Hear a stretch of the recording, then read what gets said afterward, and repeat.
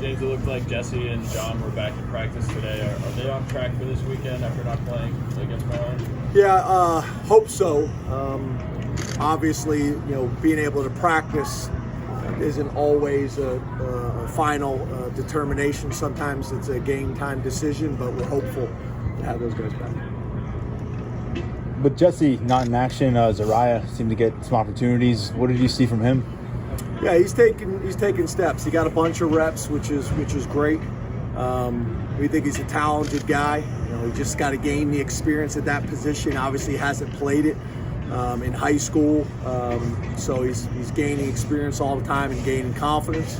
I think he had like 37 reps on Saturday, which is really good. We need to continue some of those young guys, gaining that experience and having some success to build on for the rest of the season and for the future. James, it seems like Kevon was a little more decisive the last couple of weeks. Is that fair to say? And have you been seeing what you want out of him over the last 3 weeks or so? Yeah, I think Kevon's been a little bit more decisive. I also think we've gotten more push. I think we're being more physical up front at the tight end position and the offensive line positions. But I think that's a fair assessment of Kevon. We need him to play well on Saturday. We want to build on it. I think we've made some pretty good steps. I think the other thing we have to do is we got to get some explosive runs. If you really look at our numbers, if we would have a few explosive runs a game, it would change things dramatically.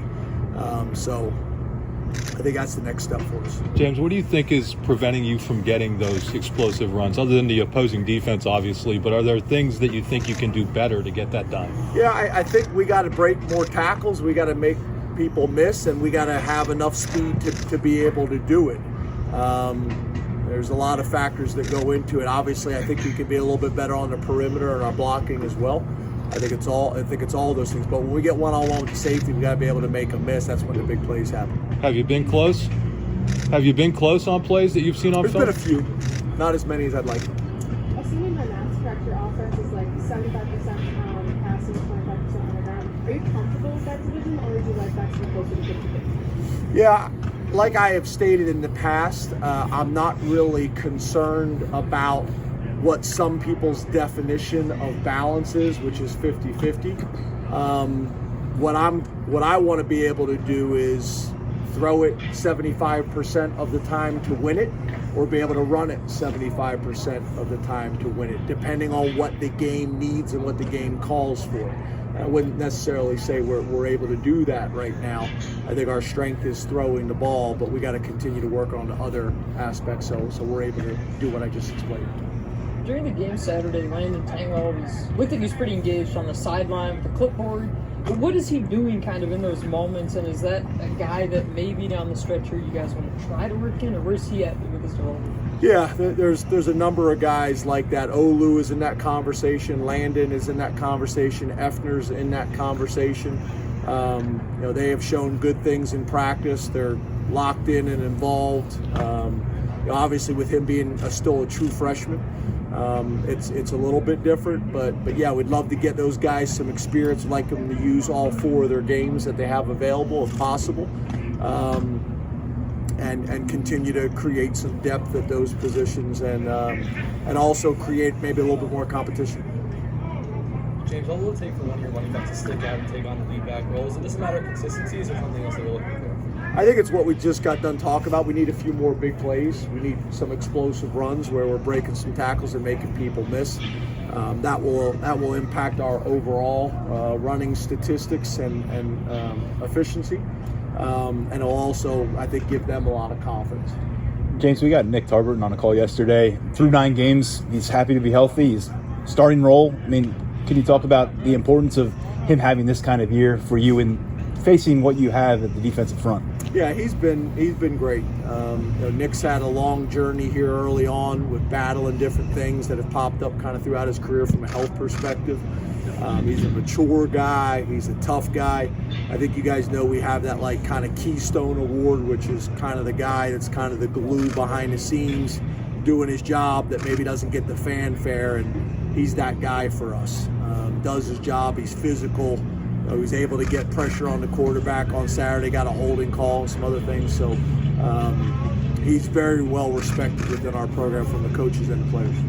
Keandre hasn't put up a ton of numbers, but I'd say he's had a lot of timely catches, third downs, and things like that. How would you assess how he's done, especially in that maybe third guy role with Jihan? Yeah, I think that's fair. He's had some timely catches, on drives where maybe we're in a third down situation and he's picked up the crucial third down that's allowed us to go down the field and score a touchdown or whatever it may be.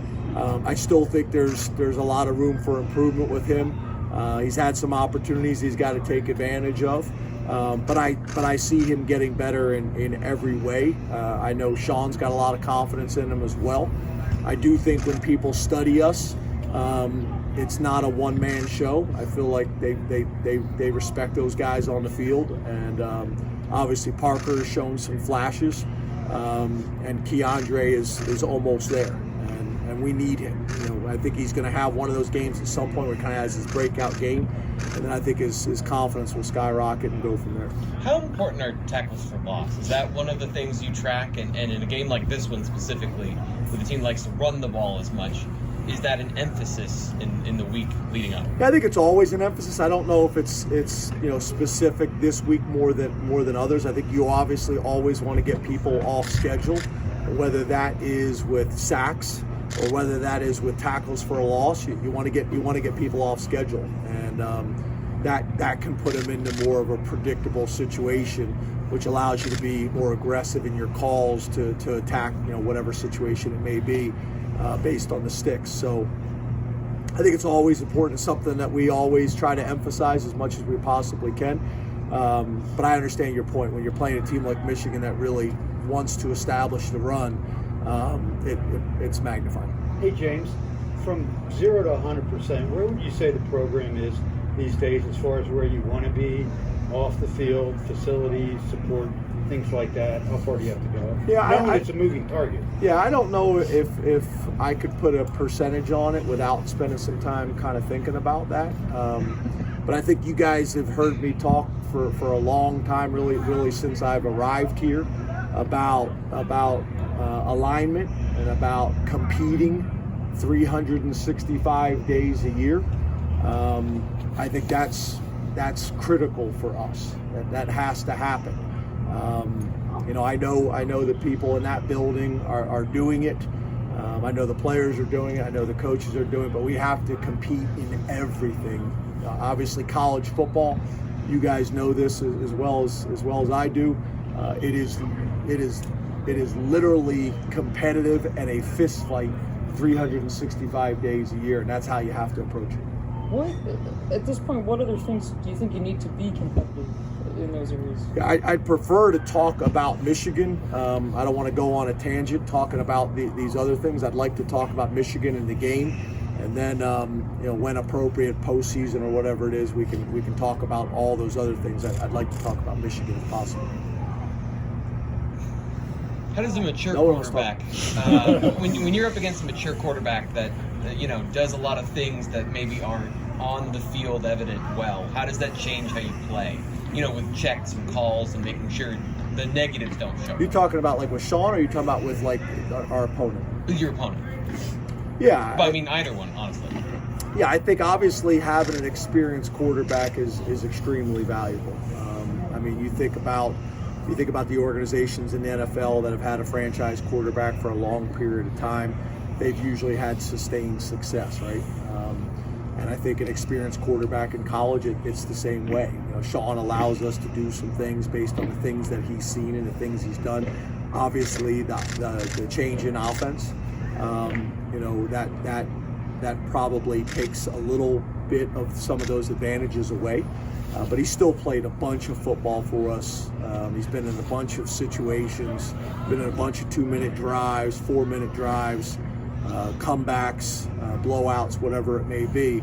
There's experience that comes with that. Certain pressures, certain looks, certain defensive coordinators. He's gained all those experiences. So there's a bunch of value in that. Also during the week, they may pick up something on film, that you haven't seen.